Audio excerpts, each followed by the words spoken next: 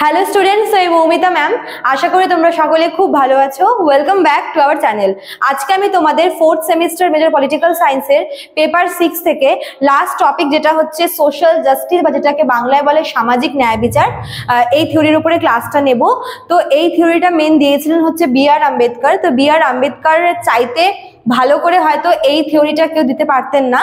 তো তিনি এই থিওরিতে কি কি বলেছেন সেটা আজকের ক্লাস আমরা জানবো। তার আগে বলে রাখি, যারা আমাদের কাছে অনলাইনে পড়তে চাইছো তারা এখানে দেওয়ার নাম্বার দুটোর মধ্যে কোনো একটা নাম্বারে যোগাযোগ করে নিও। এই নাম্বার দুটো হচ্ছে আমাদের সেন্টারের হেল্পলাইন নাম্বার।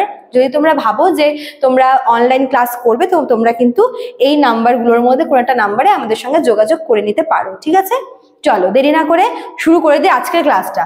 দেখো, সোশ্যাল জাস্টিস বা সামাজিক ন্যায় বিচার, এই কথাটা মানে সেই সময়কার মানে প্রাচীন সমাজে কিন্তু সবার ক্ষেত্রে মানে সেম ভাবে প্রযোজ্য ছিল না। বিশেষ করে বি.আর. আম্বেদকর যেই ফ্যামিলি থেকে বিলং করতেন, তিনি যেই শ্রেণী থেকে বিলং করতেন, মানে দলিত শ্রেণী থেকে, এই দলিতদের জন্য কিন্তু এই ন্যায় বিচারটা একরকমের হাস্যকরই ছিল।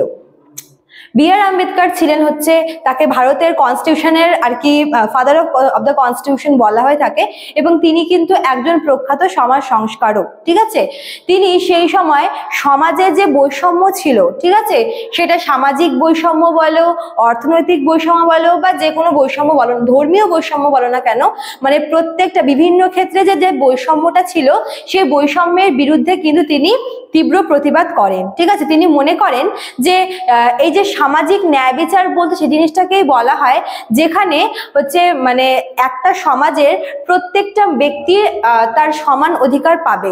সেটা তার জাতি, তার ধর্ম, তার বর্ণ, তার লিঙ্গ, এই সমস্ত কিছুর ঊর্ধ্বে গিয়ে প্রত্যেকটা মানুষ যখন তার সমান অধিকার পাবে, ন্যায় বিচার পাবে, তখনই কিন্তু একটি উন্নত সমাজ গঠিত হবে বলে মনে করতেন বি.আর. আম্বেদকর। ঠিক আছে, এছাড়াও তিনি দলিত ফ্যামিলি থেকে বিলং করতেন, এবং দলিত ফ্যামিলি থেকে বিলং করার দরুন তিনি কিন্তু সেই সমস্ত মানে যেই সমস্ত অধিকার থেকে সেই সময় নিম্নবর্ণের মানুষরা বঞ্চিত ছিল। কেননা একটা সময় হচ্ছে এই ঐতিহ্যবাহী একটা প্রথা চলছিল, যে এই যে বর্ণ প্রথা বলো বা এই যে অচ্ছুত যে ব্যাপারটা, ঠিক আছে, অস্পৃশ্যতা। তো এই মানে এর দরুন কি হয়েছিল, সেই সময় সমাজের যারা নিম্নবর্ণের মানুষরা এই বর্ণপ্রথা বলো, মানে কাস্ট সিস্টেম বা হচ্ছে এই অস্পৃশ্যতা, আনটাচেবিলিটি, এর জন্য কিন্তু নিম্নবর্ণের মানুষদেরকে মানে তারা প্রচন্ড পরিমাণে হিউমিলিয়েট হতো, শোষিত হতো, অপমানিত হতো, এবং তাদের মধ্যে বি.আর. আম্বেদকর নিজেও কিন্তু ভুক্তভোগী ছিলেন, যেহেতু তিনি নিজেই সেই শ্রেণী থেকে বিলং করতেন। ঠিক আছে, তাই তিনি মনে করতেন যে যেখানে মানুষের কোনো দোষই নেই, যেই বর্ণ বা মানে যেই ধর্মের জন্য বা যেই কাস্টের জন্য মানুষের কোনো দোষ নেই, শুধুমাত্র এই সো কল্ড কিছু প্রথার জন্য কেন মানুষকে তার অধিকার থেকে বঞ্চিত করা হবে। ঠিক আছে, তিনি এটাও বলেছিলেন যে মানুষকে তার সামাজিক অধিকারটা পাইয়ে দেওয়ার দায়িত্ব রয়েছে, এবং প্রত্যেকটা মানুষের অধিকার আছে, তারা সমানভাবে সমান অধিকার নিয়ে বাঁচবে এবং ন্যায় বিচার অবশ্যই পাবে। তো বি.আর. আম্বেদকর কিন্তু এই ব্যাপারটার বিরুদ্ধে তীব্র প্রতিবাদ করেছিলেন।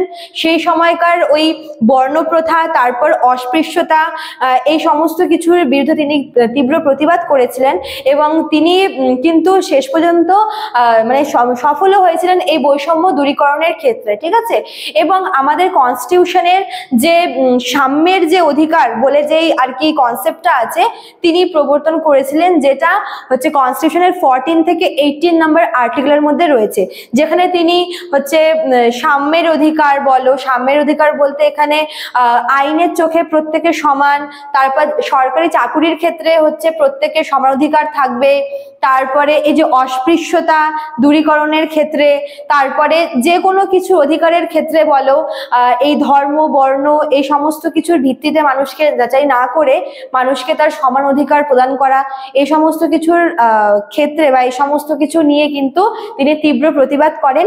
এবং বলতে পারো যে এই যে তার এই যে আন্দোলনটা, তার এই মুভমেন্টটা, এটা কিন্তু সেই সময় দলিত শ্রেণী, আদিবাসী শ্রেণী, সর্বোপরি পিছিয়ে পড়া যারা আর কি ব্যাকওয়ার্ড ক্লাসের আর কি যারা ব্যক্তি ছিলেন, তাদের জন্য কিন্তু এই প্রচেষ্টাটা হচ্ছে একটা আশীর্বাদ স্বরূপ ছিলেন। এবং আমরা দেখি যে তার তৈরি করে দেওয়া কিছু নিয়মের জন্যই কিন্তু বর্তমানে পিছিয়ে পড়া যে শ্রেণী তারা কিন্তু অনেকটা এগিয়ে গেছে।